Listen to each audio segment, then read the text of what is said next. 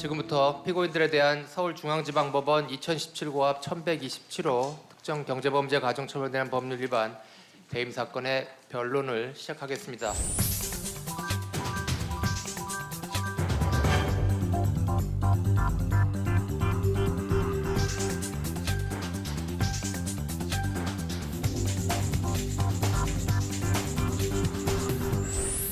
자, 본격적으로 양쪽의 변론을 진행해 보겠습니다. 먼저 이 사건에 관해서 박범석 부장판사님께서 사건의 간단한 개요를 소개해 주시겠습니다. 검찰 측, 변호인 측 모두 공소장을 통해서 이미 사건의 개요를 알고 있을 테지만은 다시 한번 간략히 정리하여 말씀드리겠습니다. 사건은 피고인 김 대표는 피해사의 대표이사로 개인적으로 15억 원의 사채를 쓴 후 사채업자인 피고인 최일수에 대한 이 채무를 변제하기 위해서 피고인 최일수와 공모하여 첫째, 피해사 소유 시가 6억 원의 응암동 아파트 한 채에 피고인 최일수 명의의 근저당권을 설정해주고, 둘째, 피고인 최일수가 피해사를 상대로 신청한 지급명령에 대하여 이의를 신청하지 아니한 방법으로 이를 확정시켰으며, 셋째, 이 채무에 대한 변제에 가름하여 피해사 소유 실질가치 5억 원의 불광동 아파트 한 채에 관한 소유권 이전 등기를 격려해 줌으로써 피고인들이 공모하여 업무상 배임 행위를 하였다는 것입니다. 피고인들이 한 이 세 가지 행위에 대해서 사실관계 및 법리적인 측면에서 유죄가 인정되는지에 관해서 심리를 하도록 하겠습니다. 네, 검사 측 변론 시작하겠습니다. 이 사건 쟁점은 다음과 같습니다. 첫째, 이 사건 공소에 최만수가 제출한 휴대전화기의 임의 제출의 범위입니다. 최만수는 별도의 이의나 명시적 제한 의사 표시를 하지 않았으므로 영장이 추가적으로 필요하지 않습니다. 둘째, 이 사건 압수의 통지 참여권 준수 여부입니다. 수사기관은 압수, 복구, 열람 당시 혐의를 두고 있던 임의 제출자인 최만수에게 참여 통지권을 보장하였으므로 적법 절차를 준수하였습니다. 셋째, 이 사건 피고인들의 근저당권 설정과 지급명령의 확정으로 피해 회사에 손해가 발생하였는지 여부입니다. 각각 저당권 실행 및 집행 절차에 의하여 실해 발생의 위험이 초래되었으므로 배임죄가 성립하며 그 손해액은 특정경제범죄법의 위반에 해당합니다. 넷째, 가사 피고인들의 배임죄가 기수에 이르지 않았다고 보는 경우에도 실행에 착수가 있었는지 여부입니다.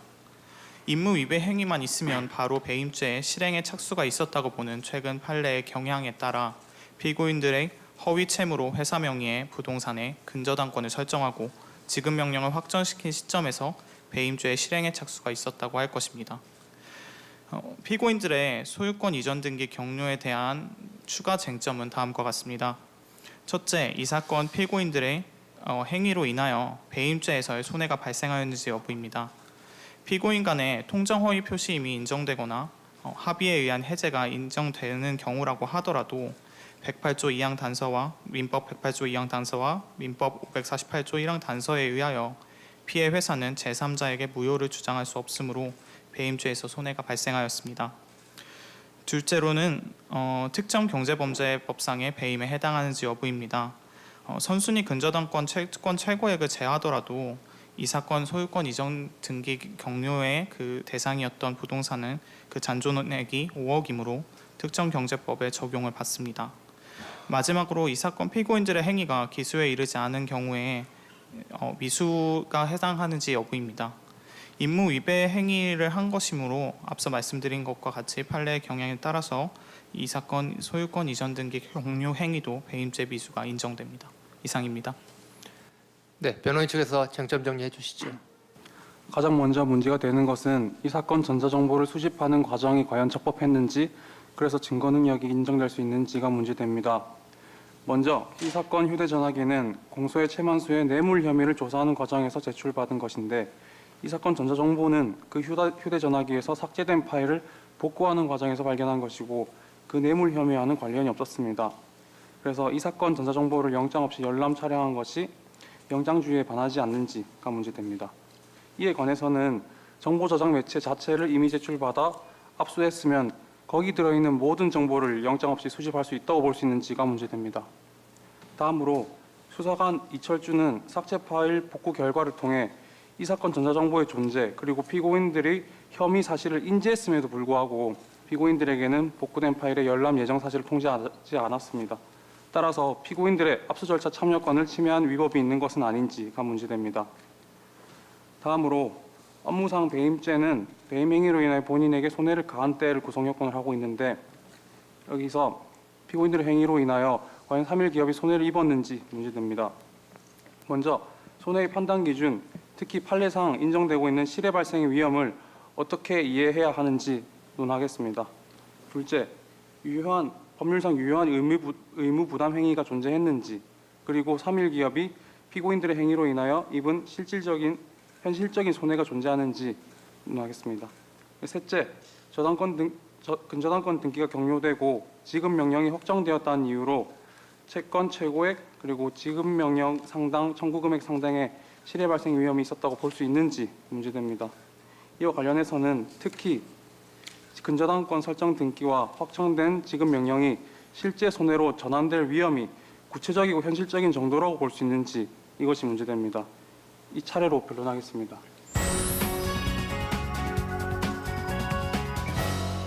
이 사건 쟁점은 앞서 말씀드린 바와 같습니다.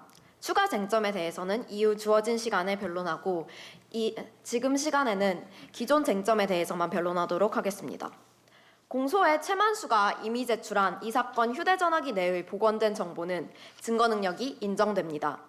정보 저장 매체를 이미 제출한 경우 제출자가 범위를 제한한다는 취지를 명시적으로 표현하는 경우에만 그 범위가 제한된다는 것이 판례의 태도입니다. 그런데 최만수는 범위를 제한하여 제출하겠다는 의사를 명시적으로 표시한 바가 없습니다. 따라서 최만수는 전체 정보의 압수에 포괄적으로 동의하였다고 보아야 합니다. 이처럼 이미 제출에 의한 압수는 영장에 의한 압수와 달리 이미 제출자의 동의에 의하여 이루어지므로 이 사건 휴대전화기 내에서 피고인들의 범죄 혐의와 관련된 증거를 발견하였다 하더라도 별도의 압수수색 영장 또는 이미 제출자의 추가적인 동의가 요구되지 않습니다. 또한 판례는 이미 제출 범위에 속하는 경우라면 비록 삭제된 상태이더라도 복구가 가능할 경우 압수의 대상에 포함된다고 판단하였습니다. 이를 종합하여 볼 때 이 사건 전자정보를 복구하고 열람하는 행위도 영장 없이 가능하므로 적법합니다. 최만수가 이미 제출 범위를 본인의 뇌물수수 혐의에 관련된 증거로 한정하였다고 해석하더라도 수사기관은 복구하는 과정에서는 어떠한 혐의에 관련된 정보인지 구분하여 복구할 수 없습니다. 따라서 이 사건 복구 및 열람 행위 자체는 영장 없이 가능하다고 할 것입니다. 이 사건 복구 및 열람 행위 과정에서 통지, 참여권 역시 보장하였습니다. 이 사건 복구 및 열람 행위 당시 피고인들의 혐의는 인지되지 않았으므로 피고인들에게 통지, 참여권을 보장하는 것은 불가능하였습니다. 따라서 수사기관은 인지하고 있었던 유일한 피의자인 최만수에게 각 작업이 시행될 예정임을 미리 통지한 것입니다. 비록 최만수는 불참하였으나 수사기관이 참여권을 보장한 이상 당사자 등이 참여하지 않았다고 하여 위법한 절차가 아니라는 법원의 태도에 따라 통지, 참여권은 보장되었다 할 것입니다. 이처럼 이 사건 전자정보는 말씀드린 바와 같이 적법한 절차에 따라 취득한 것으로 증거 능력이 인정됩니다. 다음으로 피고인들에게 각 공소 사실의 배임 혐의가 인정된다는 주장을 해보도록 하겠습니다. 피해 회사에는 재산상 손해 또는 실해 발생 위험이 발생했습니다. 피고인 김 대표의 피해 회사 소유 부동산에 대한 근저당권 설정은 거래 상대방인 피고인 최일수가 김 대표의 남용 의사를 알고 있어 법적으로는 무효인 행위임은 인정하겠습니다. 그러나 근저당권 설정으로 인하여 피해 회사에 임의경매로 인한 재산상 실해 발생의 위험이 초래되었습니다. 피고인들이 근저당권 등기를 말소시켰으나 손해금이 전보되어도 배임의 성립에는 영향이 없다는 법원의 태도를 고려한다면 배임은 기수에 이르렀습니다. 변호인 측은 근저당권 설정 행위가 피고인 간 통정 허위 표시라 주장하나 민법 제108조 제2항에 따라 선의의 제3자에게 대항할 수 없기에 오히려 재산상 손해의 가능성을 자인하였다고 할 것입니다. 재산상 손해가 발생하지 않았다고 인정되더라도 최근 판례의 경향을 감안한다면 피고인들에게는 배임의 미수가 성립합니다. 최근 법원은 대표이사의 대표권 남용 행위가 무효이더라도 배임의 범위로 임무 위배 행위를 함으로써 실행의 착수한 것이므로 배임죄의 미수범이 된다고 판단하였습니다. 따라서 근저당권을 설정하여 실행에 착수한 이상 배임의 미수가 인정됩니다. 다음으로 피고인 김 대표가 지급 명령에 이의를 제기하지 않은 행위는 배임 행위에 해당합니다. 지급 명령의 확정으로 인하여 피고인들의 배임 행위는 기수에까지 이르렀습니다. 법원이 손해 발생을 인정하지 않은 공정증서 발행과 달리 지급 명령은 법원에 의하여 발행된 것으로 재심 사유가 있지 않는 한 집행의 공신력이 인정되므로 손해는 인정된다고 할 것입니다. 변호인 측은 지급 명령 역시 피고인 간 통정 허위 표시라 주장하나 마찬가지로 민법 제108조 제2항에 따라 재산상 손해의 가능성을 자인하였다고 할 것입니다. 또한 피고인 김 대표의 차용금 액수가 10억 원이므로 이 사건 배임 행위로 인한 손해액은 채권 최고액과 지급 명령상의 채권액이며 이는 각 5억 원 이상이므로 피고인들에게는 특정경제범죄법상의 배임죄가 성립합니다. 마지막으로 피고인 최일수는 피고인 김 대표의 배임 행위에 적극 가담하였으므로 이 사건 공소 사실의 공동 정범입니다. 이 사건 전자정보의 존재, 피고인 최일수의 적극적인 지급 명령 신청, 수사 개시 이후 아무런 변제 없는 근저당권 설정 등기의 말소와 지급 명령의 취하 등의 정황을 고려할 때 피고인 최일수는 김 대표의 배임 행위에 적극 가담하였다고 할 것입니다. 설령 배임의 손해 발생이 인정되지 않더라도 배임죄와 사기죄의 공소장 변경이 적법하므로 존재하지 않는 채무를 근거로 법원을 기망하여 피해 회사의 처분 행위에 가름하는 지급 명령을 바라게 한 피고인들에게는 사기죄가 성립하고 예비적 공소사실 추가를 신청하는 바입니다. 위와 같은 사실을 고려할 때 피고인들에게 죄가 있음은 명백합니다. 이상입니다. 네, 변호인 측에서 주변론 하시죠. 네, 전자정보의 증거 능력에 관한 주변론 시작하겠습니다. 이 사건 전자정보는 영장 없이 압수된 위법 수집 증거이므로 증거 능력이 없습니다. 형사소송법에서는 원칙적으로 유관정보에 대한 출력 복제만 가능하나 그 방법이 불가능할 경우 예외적으로만 저장 매체 자체에 대한 압수가 가능하다고 규정하고 있는데 판례는 이 경우도 압수의 대상이 전자정보이고 예외적으로 무관정보도 함께 반출되는 것일 뿐이므로 사무실에서의 탐색 등도 역시 압수수색 과정으로 보아 유관정보로 한정하고 있습니다. 이 사건은 임의 제출 사안이지만 임의 제출이 강제 수사라는 점에서 압수에 대한 법리가 적용될 수 있습니다. 그 이유로는 첫째, 법문헌상으로도 임의 제출에 의한 압수라고 규정하고 있고 둘째, 임의 동행의 경우 언제든지 퇴거할 수 있음이 보장되어야 임의성이 인정되는데 임의 제출은 제출 후에는 피압수자가 물건을 임의로 취거할 수 없기 때문입니다.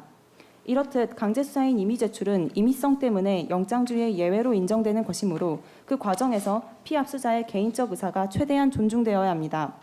그래서 판례는 범위가 한정되어 임의 제출된 경우 그 범위만이 임의 제출된 것으로 보았습니다. 이 사건의 경우 최만수는 범위 한정 없이 휴대폰을 임의 제출하였는데 다음과 같은 이유로 그 범위는 혐의 사실과 관련된 정보로 제한되어야 합니다.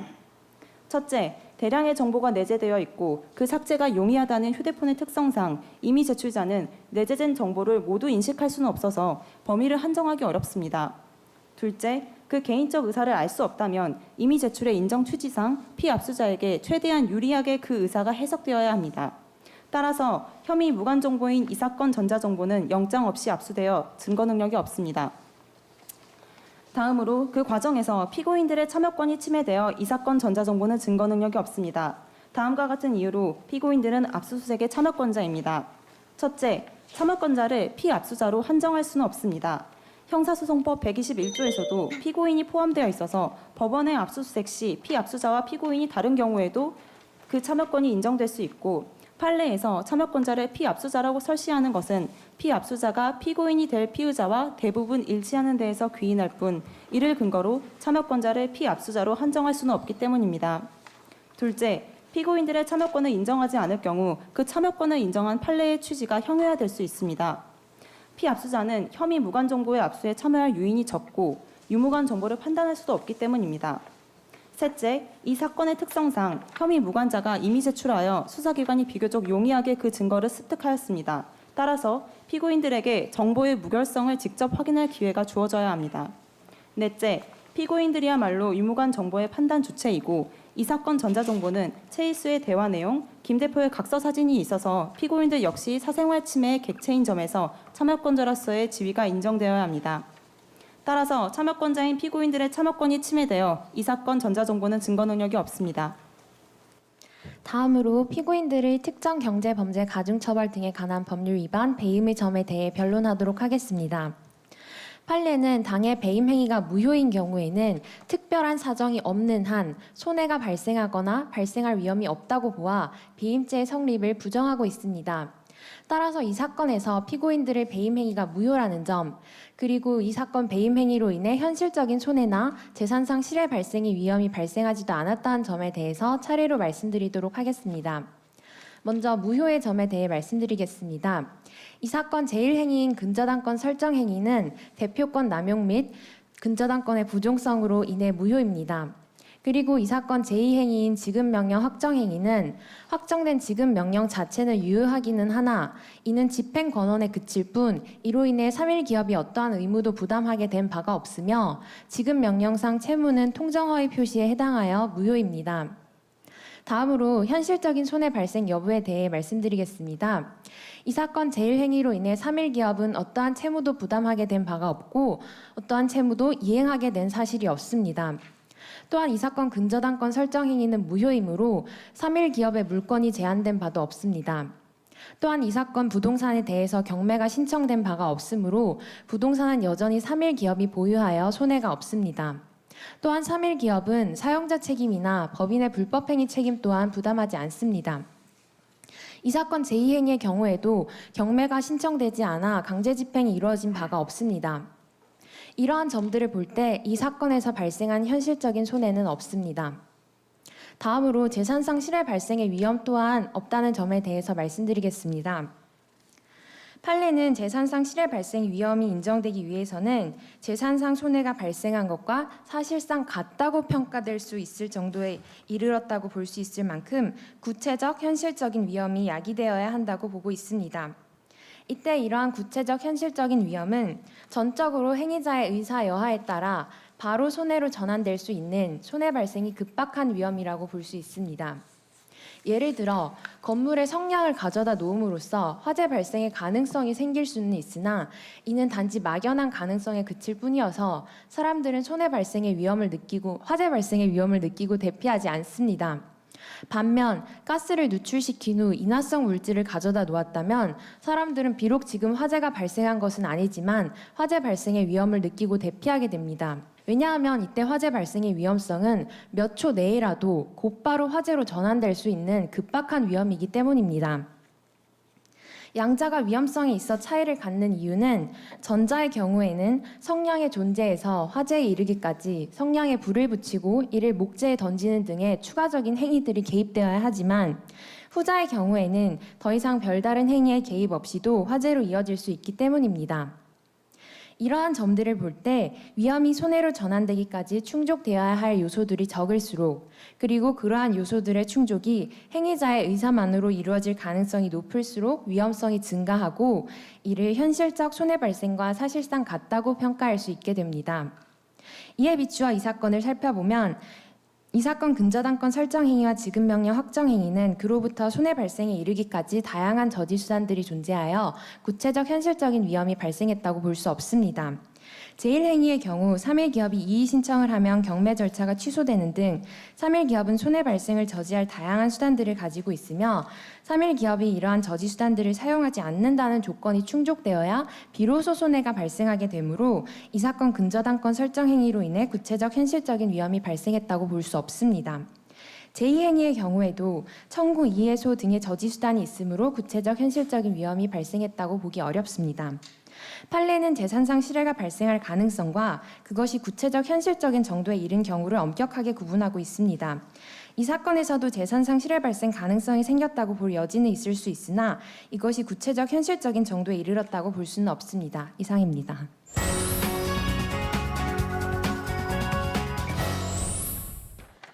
증거 능력 부분에서 두 가지를 말씀드리고자 합니다. 첫째, 이미 제출의 범위를 이미 제출자의 의사표시로서 제한하는 판례는 사실관계가 이 사안과 다릅니다.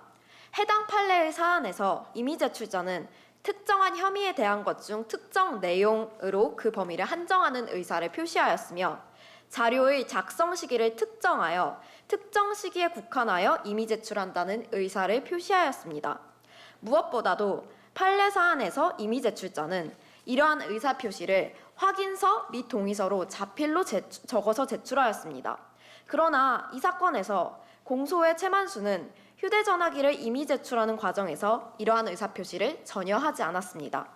판례의 법리를 적용하더라도 본 사건에서는 이미 제출의 범위가 제한된다고 볼 수 없습니다. 둘째, 피해 회사는 건설회사이고 최만수는 뇌물수수 혐의를 받는 공무원입니다. 이러한 구체적 사실관계를 고려할 때 수사기관에 이 사건 휴대전화기 내의 정보를 열람하던 당시에는 그 정보가 최만수의 또 다른 뇌물수수 혐의와 관련되었을 것이라고 생각하여 열람한 것입니다. 그렇지 않더라도 이 사건에서 최만수는 사촌 최일수와 이 사건 공소사실과 관련하여 의논하였으므로 수사 당시 수사기관 입장에서 최만수는 교사, 방조범의 혐의가 있었다고 할 것입니다. 결국 수사기관은 공범 중 1인인 최만수에게 통지 참여권을 보장하였습니다. 만약 최만수가 이 사건과는 무관하다고 보더라도 이 사건 복구 및 열람 과정에서 수사기관은 피고인들의 혐의를 사전에 알지 못하였습니다. 그러므로 사전에 피고인들에게 통지를 하는 것이 기술적으로 불가능하였음을 다시 한번 강조드리고 싶습니다. 가사 수사기관의 참여 통지가 피고인들에게 보장되었어야 한다고 보더라도 이 사안은 사전 통지에 대하여 규정하고 있는 형사소송법 제122조 단서에서 말하는 급속을 요하는 때에 해당하므로 피고인들에게 통지를 생략할 수 있습니다. 이 사안에서 피고인 김 대표는 피해 회사의 대표로서 통지가 있었다면 관련된 자료를 선제적으로 은폐하였을 것입니다. 그렇다면 수사의 밀행성을 위해서 피고인들에 대한 통지를 생략할 수 있는 급속을 요하는 때에 해당한다고 할 수 있겠습니다. 다음으로는 공소사실 배임과 관련하여 세 가지를 말씀드리도록 하겠습니다. 먼저 최근 대법원 판례와 이 사건의 사실관계는 차이가 있으나 대법원의 입장에 따르면 이 사건 역시 배임의 미수로 의율할 수 있습니다. 대법원은 악의 상대방에게 약속어음을 발행한 경우 약속어음이 유통되지 않았더라도 배임의 미수가 성립한다고 판단함으로써 기수의 성립 시기는 늦추되 미수범의 성립 가능성을 폭넓게 인정하였습니다. 즉, 재산상 손해 발생 위험이 구체화되거나 현실화되지 않았더라도 배임행위를 한 이상 미수범의 성립은 인정한 것입니다. 따라서 이 사건에서 재산상 손해 발생 위험이 구체화되거나 현실화되었다고 보기 어렵더라도 피고인 김 대표가 근저당권 설정 등기를 경유함으로써 배임 행위를 한 이상 피고인들에게 배임의 미수가 성립한다고 보는 것이 타당합니다. 둘째, 성립 자체의 무효 사유가 있는 경우 경매의 공신력이 인정되지 않고 사인 간의 합의에 의한 것인 공정증서와 달리 법원에 의하여 확정된 지급명령은 다른 요건을 갖추면 별도의 집행문을 부여받을 필요 없이 바로 집행 개시가 가능합니다. 일단 집행이 개시되면 청구, 이의소 등 집행에 대한 사후적 구제 수단으로만 집행을 중단시킬 수 있는데 피고인 김 대표는 배임 행위를 한 자로 회사를 대표하여 적극적으로 구제 수단을 행사할 것으로 기대하기 어렵습니다. 이론적으로는 회사 채권자 또는 주주들이 김 대표를 대신하여 혹은 김 대표를 해임하고 새로운 대표자를 선임함으로써 집행을 막을 수 있으나 신속성을 본의로 하는 강제 집행 절차는 피고인 김 대표가 아닌 제3자가 어떠한 조치를 취하기 이전에 종료될 가능성이 매우 높습니다. 마지막으로 피고인 최일수가 피고인 김 대표와 공모하여 지급명령을 신청한 것은 사실입니다. 그러나 지급 명령의 상대방은 김 대표가 아니라 피해 회사이므로 소송의 원고와 피고가 공모하여 법원을 기망한 경우와 달리 소송 사기가 성립합니다. 대표권 남용 법리 자체에서 대표권을 가진 자와 회사를 동일하게 보고 있지 않습니다. 즉, 김 대표가 피해 회사의 대표이지만 김 대표와 피해 회사를 동일하게 판단할 수는 없습니다.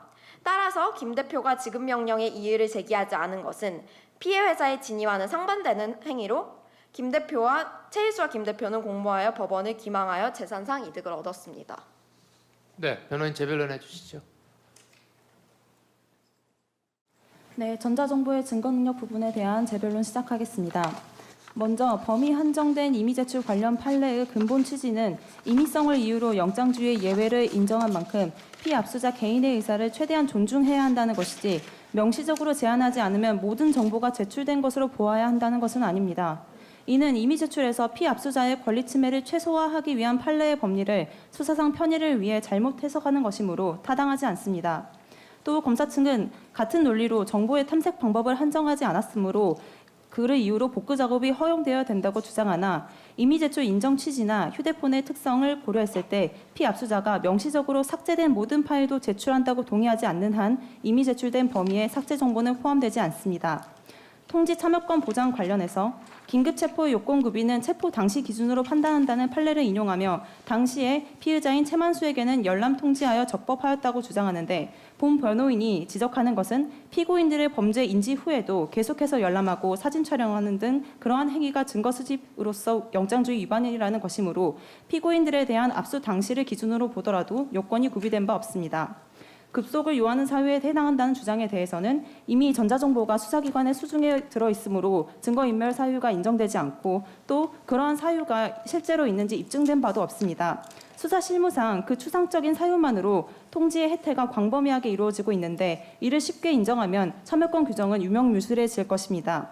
또한 그 증거인멸 사유는 원칙적으로 체포 사유인 바 그런 사유가 인정된다면 적법하게 체포영장을 발부받으면 되는 것이지 참여권 보장 혜택의 방법으로 악용되어서는 안 됩니다. 그 법 위반이 중대하지 않다는 점에 대해서는 단순 열람도 아니고 각서나 내용 증명 사진을 찍는 적극적인 법 위반 행위가 있었고 이는 최만수의 혐의를 추가 발견하는 취지의 수사 행위로서는 도저히 볼 수 없으므로 이 전체 절차를 위법하게 할 정도의 중대하다고 볼 수 있습니다. 배임 부분 관련해서는 다른 변호인이 변론하겠습니다. 다음으로 배임의 점에 대해 재변론하도록 하겠습니다. 이 사건 근저당권 설정 행위 및 지급명령 확정 행위에 대해 검사 측은 재산상 실해 발생의 위험이 초래되었다고 주장합니다.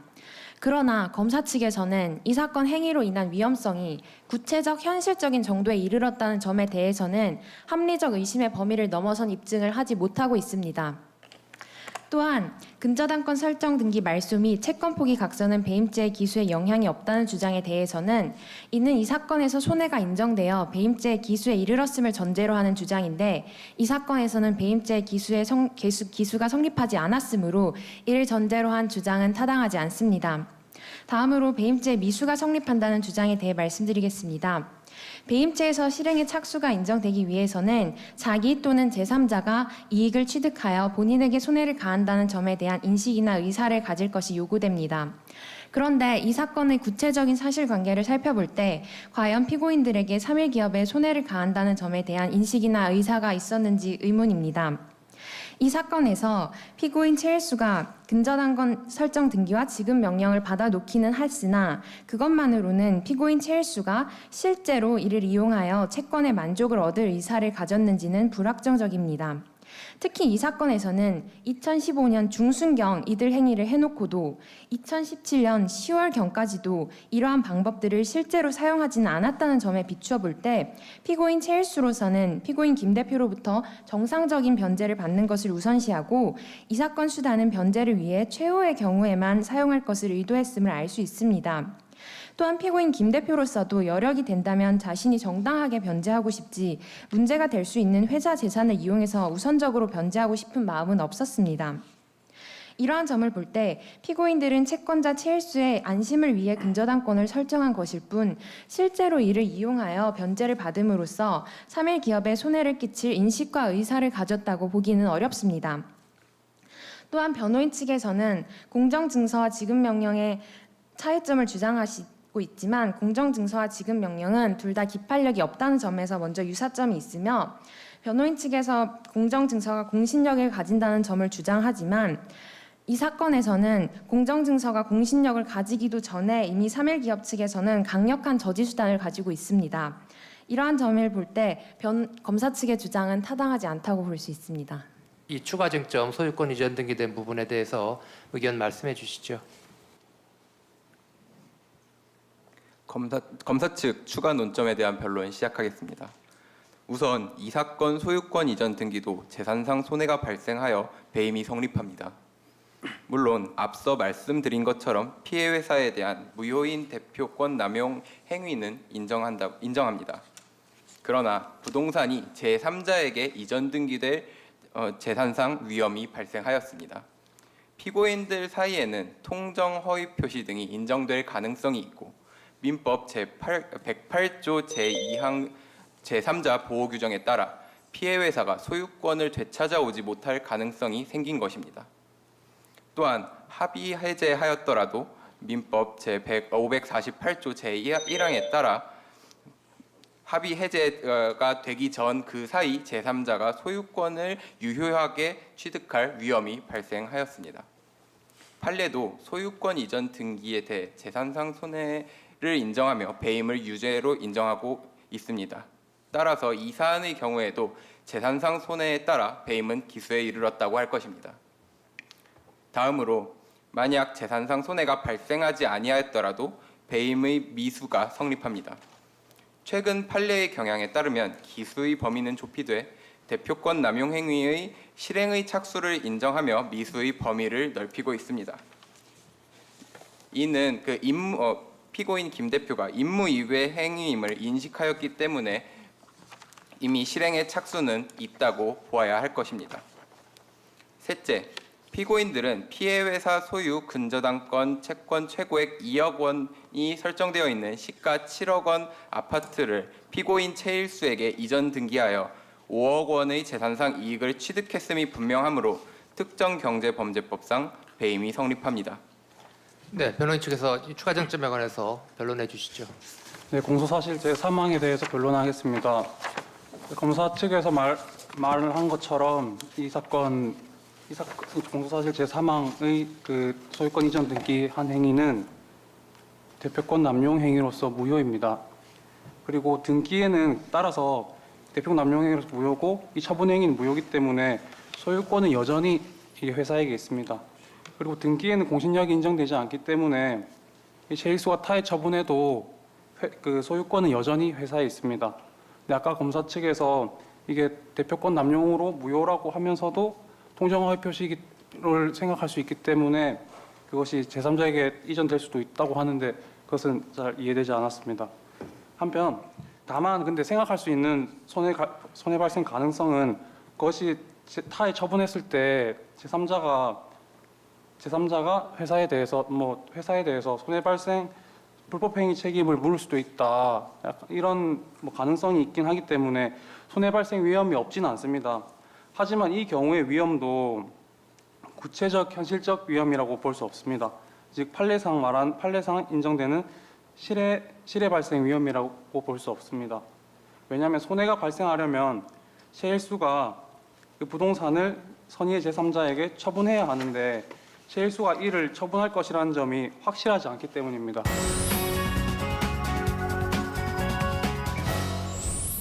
추가 쟁점과 관련해서 이 배임 부분은 세 가지 공소 사실이 조금씩 다르지요. 하나는 담보를 설정해줬고요. 하나는 지급 명령을 받았고 하나는 소유권 이전 등기를 넘겨줬습니다.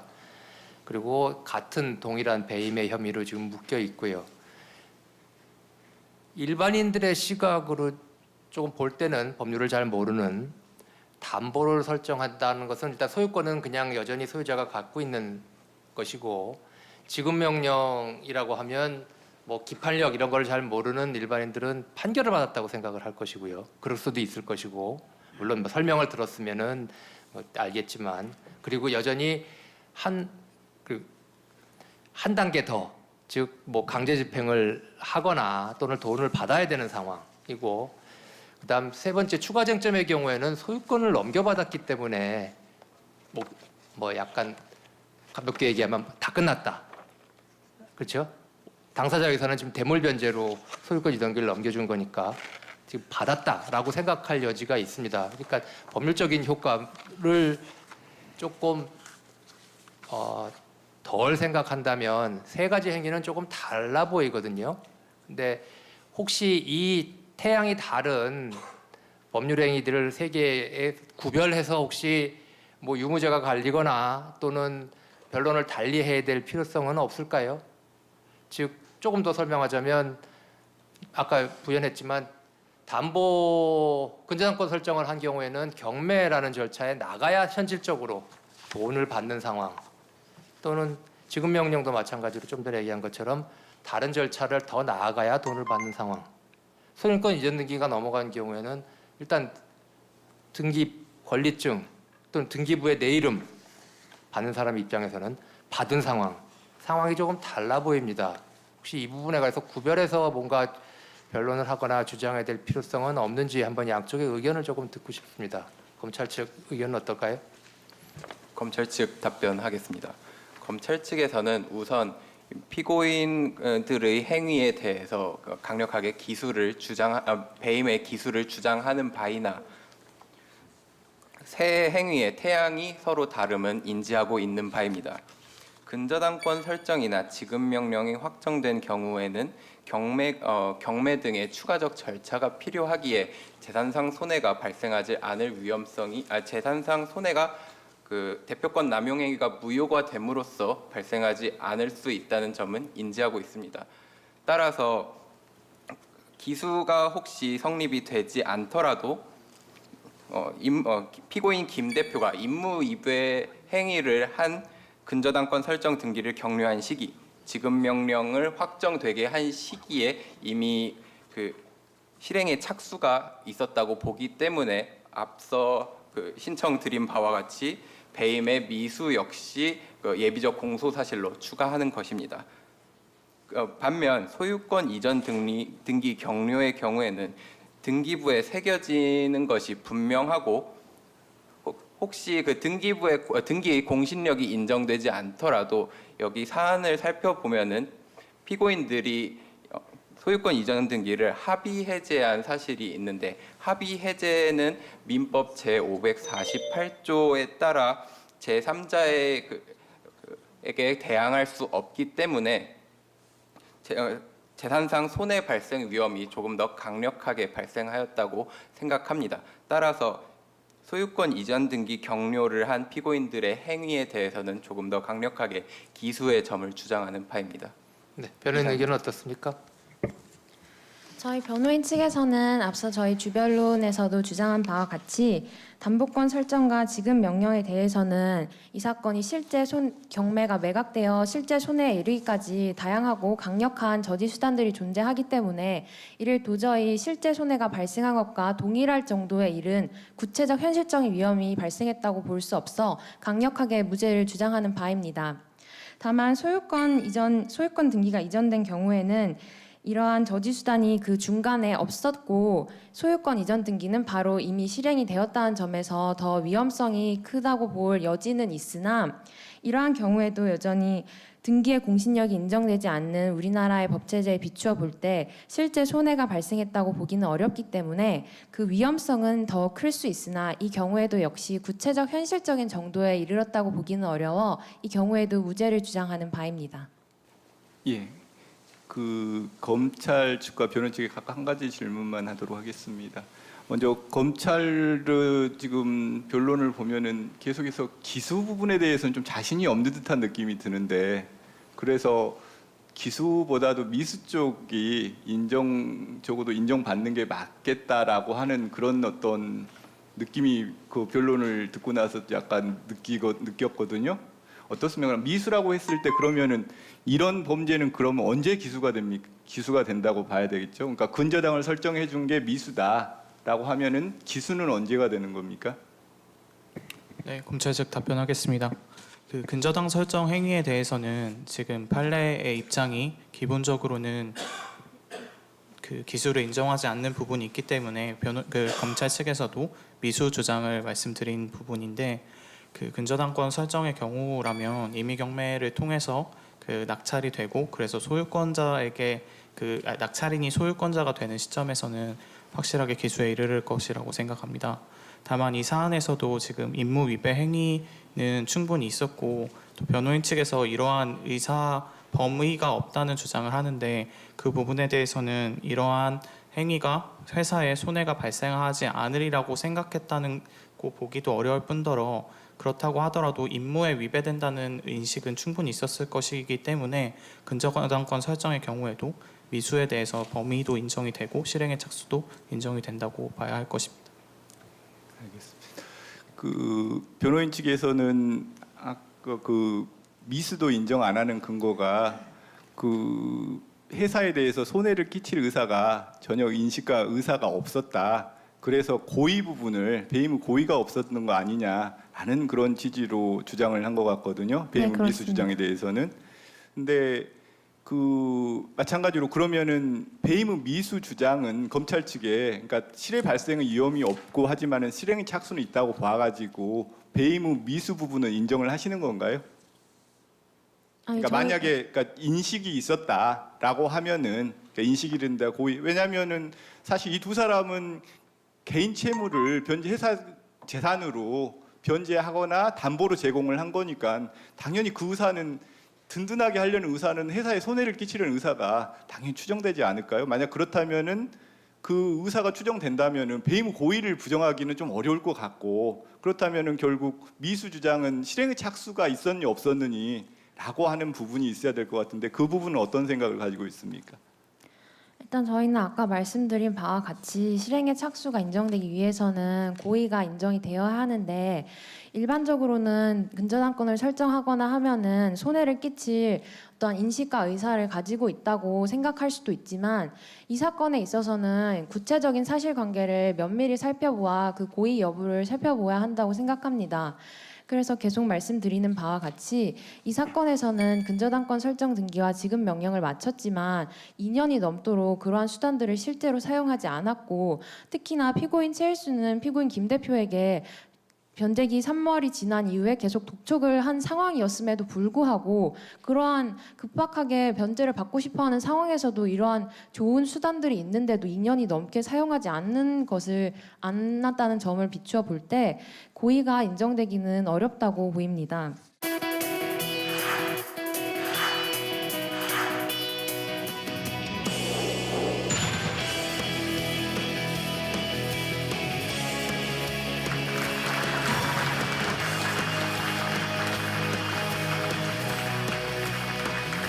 특별 가중 사유에서는 가해자의 행위 불법의 중대성 요소를 검토합니다. 공적 사안에 관한 비판을 주된 취지로 하고 있기 때문에 그 위법성이 조각됩니다. 무관 정보인지 유관 정보인지를 판단하는 것은 다른 기준에 의하여야 합니다.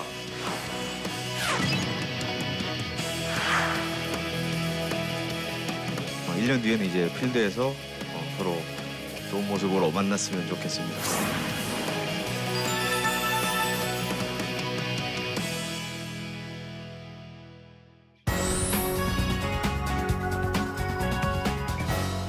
검사 측 최종 변론 시작하겠습니다. 이 사건 전자정보의 증거 능력은 인정되어야 합니다. 임의 제출자의 의사에 따라 임의 제출의 범위를 한정하는 판례의 사실관계를 들여다보면, 범위 한정 의사를 임의 제출 당시 피압수자가 명시적으로 표현한 경우입니다. 이 사건 임의 제출 당시 피압수자인 최만수는 어떠한 범위 한정의 의사도 표현한 적이 없습니다. 또한 이 사건 전자정보는 임의성과 신빙성에 전혀 문제가 없으며, 수사기관이 특정 절차를 의도적으로 잠탈하였다는 정황도 찾아볼 수 없습니다. 그렇다면 이를 유죄의 증거로 사용하지 않는 것이 형사사법 정의에 반하는 경우에 해당할 것입니다. 최근 대법원은 임무 위배 행위가 있으면 바로 배임의 실행의 착수가 있었다고 보아야 한다고 판시하였습니다. 이 사건 피고인들의 행위는 회사 대표이사의 선관주의 의무에 위배됩니다. 지급명령은 법원에 의하여 확정되고 집행문 부여 없이도 집행의 개시를 할 수 있는 결정입니다. 또한 피고인들의 소유권 이전 등기 격려 행위는 이를 비진의 의사표시로 보든 통정허위 표시로 보든 피해 회사가 선의의 제3자에게 무효를 주장할 수 없습니다. 피고인들 간의 합의 해제도 제3의 이해 당사자의 권리를 해하지는 못합니다. 이러한 지급 명령이 확정되도록 고의로 방치하고 개인 채무 변제를 위해 회사 명의 부동산의 허위 등기를 경유해준 대표이사의 행위를 배임으로 처벌할 수 없다면 이는 형법이 배임죄를 규정하고 있는 취지에 반하는 것이라고 할 것입니다. 존경하는 재판장님 그리고 좌배석 우배석 판사님들, 이러한 사정을 토대로 피고인들에게 유죄를 선고하여 주시기 바랍니다. 이상입니다. 네, 변호인 최종 변론하시죠.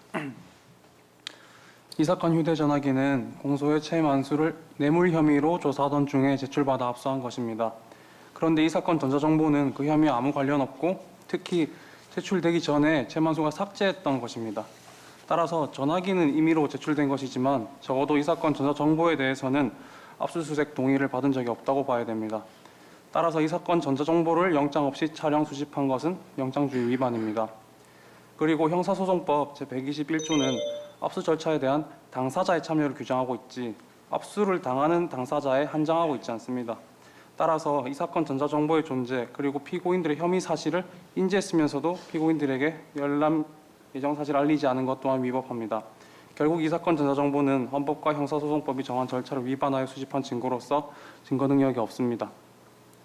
한편 근저당권 설정 행위는 애초에 효력이 없었고 또 회사에 대한 지급 명령은 확정됐어도 그렇다고 없던 채무가 생기는 것도 아니고 그리고 소유권 이전 등기가 됐으나 이도 역시 무효입니다.